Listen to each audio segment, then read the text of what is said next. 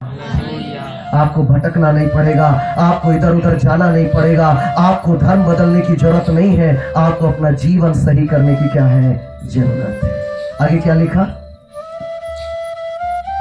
जी, 13 वचन, तू खून ना करना। क्या लिखा है, तू हत्या ना करना, तू किसी को हत्या ना करना, मर्डर नहीं करना। आज इंसान क्या कर रहा है, हत्या कर रहा है। आज जगह जगह हम लोग सुनते हैं। पिछले दिनों में अभी मैं अपने मध्य प्रदेश से एक घटना को देख रहा था।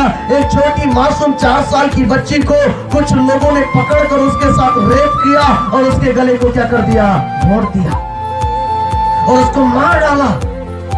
ये हमारी देश की दशा है, ये हमारे समाज की दशा है मेरे प्रियो। लेकिन बाइबल कहती है तू हत्या ना करना। और जब इंसान मेरे प्रियो हत्या करने लगा और तब वो परमेश्वर के पास गया, परमेश्वर ने बोला मैं तेरी प्रार्थना सुन नहीं सकता क्योंकि तूने मेरी आज्ञा को क्या किया है, तोड़ा है। तब उसने अपने लिए एक नया मूर्ति बना लिया, तैमूर ईश्वरास। वह नहीं सुने तो ठीक है, तैमूर बन जा। अब भाई मूर्ति तो मूर्ति है, ना तो बोल सकता है ना तो देख सकता है। आप चोरी करके आओ चाहे हत्या करके आओ, उसको कोई फर्क नहीं पड़ता, माटी तो हेलो। लेकिन एक जीवित इंसान, यदि आप उसका कुछ चोरी करोगे वो जरूर बोलेगा, बोलेगा कि नहीं, बोलेगा। इसलिए इंसान न जानबूझ के माटी को अपना भगवान मान लिया ताकि ईश्वर कुछ कहने ना पाए। बड़ा साफ शब्दों में सुन लीजिए आप, लिखा है तू क्या नहीं करना, खून ना करना, हत्या ना करना। आगे लिखा है तू व्यभिचार ना करना, तू व्यभिचार ना करना। बड़े साफ शब्दों में लिखा है यहाँ पर तू व्यभिचार ना करना। व्यभिचार से मतलब है मेरे प्रियो, विवाह के पहले तू किसी भी स्त्री और पुरुष के बीच में एक शारीरिक संबंध ना हो। आज हमारे समाज में क्या होता है, लोग इसको छोड़ते दूसरे के साथ शादी करते हैं, उसको छोड़ के तीसरे के साथ शादी कर रहे हैं। वो अपने एक पति के साथ ईमानदार नहीं है, इसलिए वो अपना ईश्वर बदल लिए। और ईश्वर बदलने से काम नहीं चलेगा, अपने चाल बदलो। आज का पीढ़ी में देखो, अब ज्यादातर जवान लोग भाग जाते हैं। बाइबल में लिखा है ये व्यभिचार है। वो किसी भी धर्म का हो, मुझे धर्म से कोई मतलब नहीं है। बाइबल की संस्कार को हमको अपने जीवन में एप्लीकेट करना है, अपने जीवन में लागू करने की जरूरत है। Hallelujah, hallelujah, hallelujah. मेढ़ा में एक अंकल जी हैं और वो अपने ईश्वर के बड़े भक्त थे। और मैं उसको पूछा, मैं बोला अंकल आप बड़ा भक्ति भाव वाले हो? हाँ। बोले मैं बड़ा भक्ति भाव वाला हूं और मैं एक ईश्वर को मानता हूं। मैं बोला अच्छी बात है, आप मानिएगा। लेकिन मैंने उसको पूछा ईश्वर का गुण क्या होना चाहिए।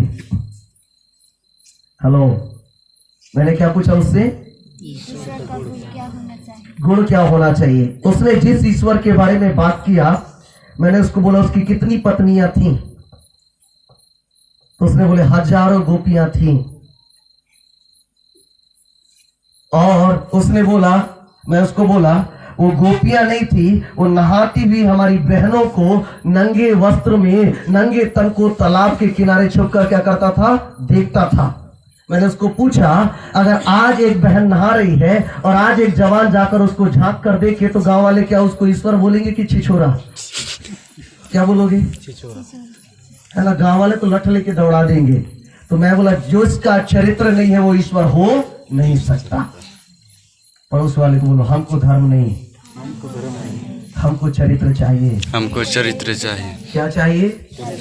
धर्म हमको लड़वा देगा लेकिन चरित्र हमको सुधार देगा। ताली बजा के उसकी महिमा करें।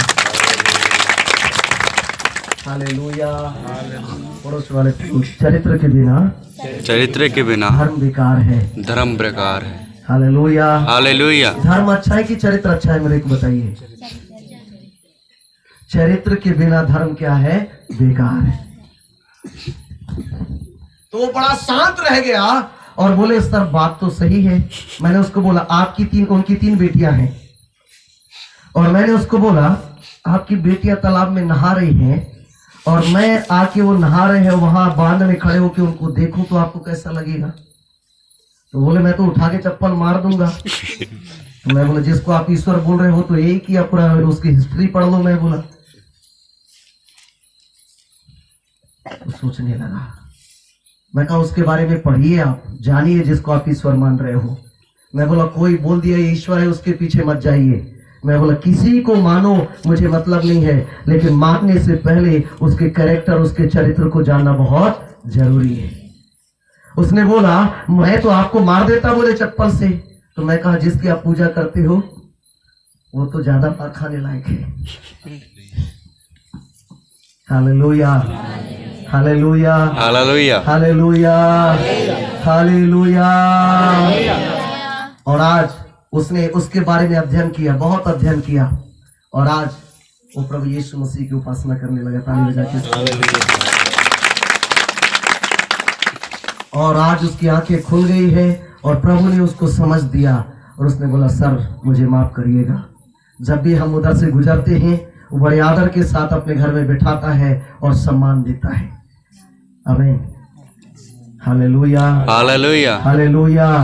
पड़ोस वाले बोलो चित्र की नहीं चरित्र की पूजा करो, चरित्र की पूजा करो।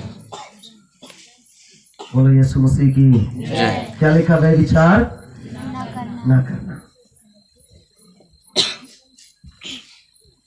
Praise the Lord. व्यभिचार केवल शरीर से नहीं, व्यभिचार आप अगर नए नियम में जाओगे तो लिखा है किसी एक पुरुष अगर किसी स्त्री को कुदृष्टि से देखे तो वो क्या करता है? व्यभिचार करता है।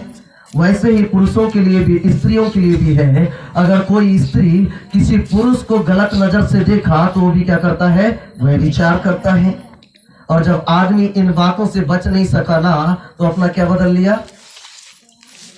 बोलो बोलो, भगवान। ऐसे को भगवान बना लिया, ना तो कह सकता है, ना तो सुन सकता है, ना तो देख सकता है।